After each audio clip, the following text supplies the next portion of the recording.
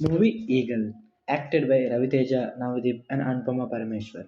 Movie చూసిన తర్వాత నాకైతే ఓకే అని అనిపించింది. Coming in to story part, hero ఒక అసాసిన్. తన లైఫ్‌లో తను ఏం చేశాడు, ఎన్ని ప్రాబ్లమ్స్ ఫేస్ చేశాడు, ఏం మంచి పనులు చేశాడు అనేదే స్టోరీ.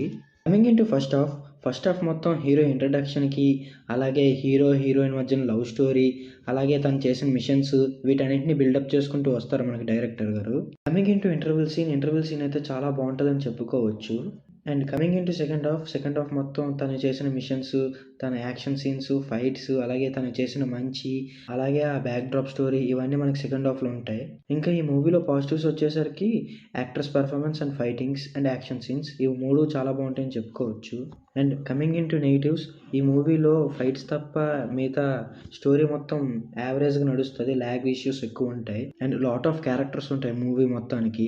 అంతే. ఈ మూవీకి నేనిచ్చే రేటింగ్ 3/5. మీకెలా కనిపించిందో కింద కామెంట్స్‌లో చెప్పండి.